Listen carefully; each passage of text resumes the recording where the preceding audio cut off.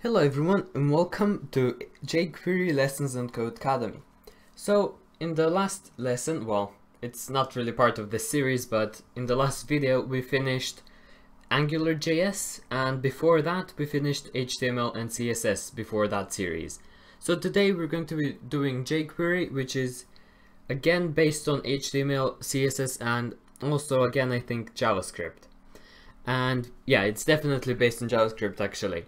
And so let's just get started with the course. So far we've built web pages using HTML and styled them using CSS. That's what we did in the HTML and CSS course. So our pages look great, but they're not interactive. We can't drag elements from the page, open and close sliding panels, animate HTML elements, or add new elements to our HTML pages simply by clicking a button. Well, we learned how to do some of these things with AngularJS, but today we're going to be doing it differently, or in this whole series anyway. So all that's about to change though. In this track, you're going to learn jQuery, which will allow you to do all these things and more. So check out the results, hover over each box to see what happens, then click on each one. Click Save and Submit Code when you're ready to start learning jQuery.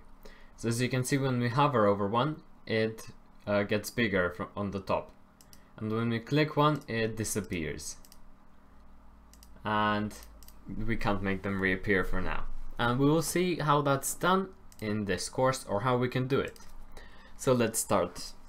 The document object model. So to get the most out of jQuery, we should review how an HTML page is put together. So an HTML page, or HTML document, is structured according to the document object model, or DOM, D-O-M. It's by interacting with the DOM that jQuery is able to access and modify HTML. So the DOM consists of every element on the page laid out in a hierarchical way that reflects the way the HTML document is ordered.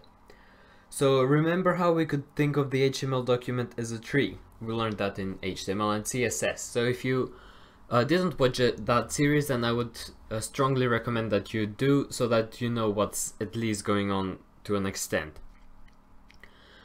Just as with an HTML document, elements in the DOM can have parents, children, and siblings. So if you're a little hazy on what an HTML element is, what a CSS selector is, or what IDs and classes are, feel free to review these in the HTML and CSS track, which I have videos on and have covered. You can look them up in my channel. So instructions, check out the code in script.js. We'll explain the code more soon, but now the main idea is that when the HTML document loads, the code will select an HTML element and make it disappear. So we'll want to target the div element here, so on line 2 inside $sign and the parentheses add div. So instead of here we need to add div. I don't think that we need the spaces around it, so I will just remove those spaces. So if we click it now, oh, okay, maybe it doesn't like that. Save and submit code, let's see what happens. If we click it, nothing happens. Okay, let's actually see what's going on here. Okay, I just misread the instructions. It says add div with quotation marks around it inside of here, so that's what I forgot to do, or didn't see that I need to do. And also, if you increase the time here, it will take longer for the block to disappear. As you can see, the block isn't disappearing in a second, it's disappearing over 10 seconds. So this is how many milliseconds it takes for it to disappear. So let's do 1000 milliseconds, which is a second, and let's continue. That's not correct, just going to ignore it because it's fine. Changing targets. So don't be intimidated by the amount of code you're seeing. We'll go through it piece by piece to make sure you understand it thoroughly. The same is with all code. You will probably see a lot of code, but if you go through it piece by piece, you will see what it does easily. So just like the CSS div refers to the HTML element div, the jQuery div refers to the same HTML element div. So you can think of the element named passed to jQuery as identical to the CSS element, only wrapped in quotes or quotation marks, I think it means. So for instance, you could target anything of class button with the dot button, because dot means that it's a class, and you just put quotation marks around it and the parentheses with the $sign and then some action. So as you'll remember, dot button in your CSS file is how you target anything of class equals button in your HTML file. So let's see if that's a thing. Nope, it's not. So if you had something like class equals button, then in your CSS to target this specific div, you would have to write dot button and then put anything you want for it. But in this case, you would do this in JavaScript. So let's just go back. So instructions, put a selector, so with CSS inside that, so instead it points to the ID green.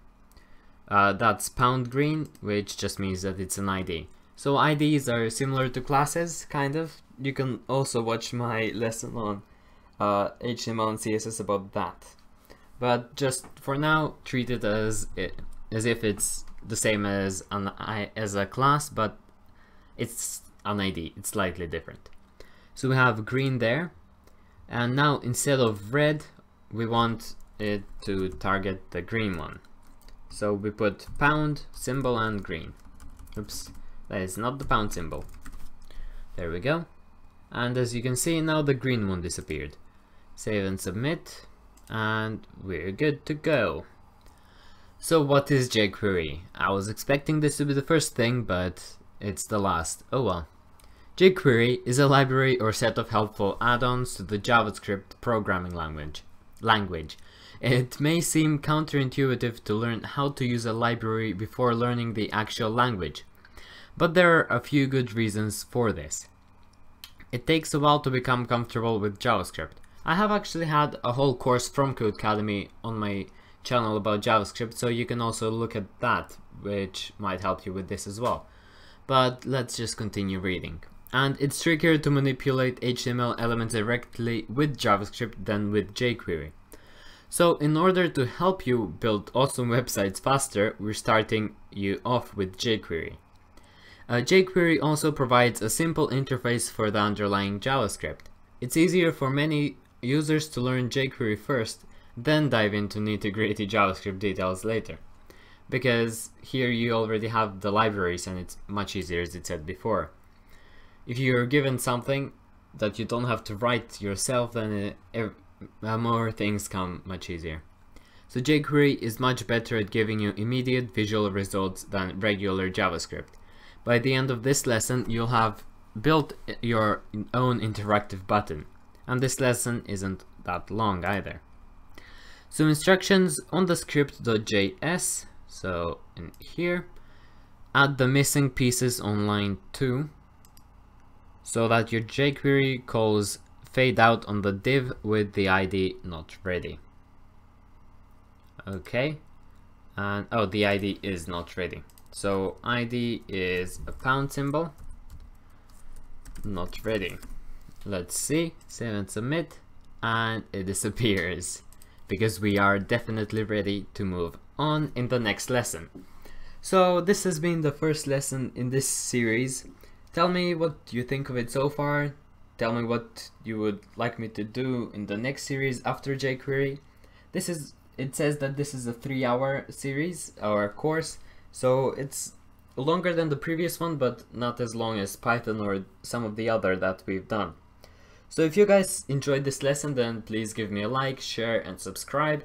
If you didn't enjoy it, then please give me a dislike and tell me in the comments what you didn't like about it so that I can improve for the next lesson, so that you do enjoy it the next time. But until that next time, thank you guys so much for watching and goodbye.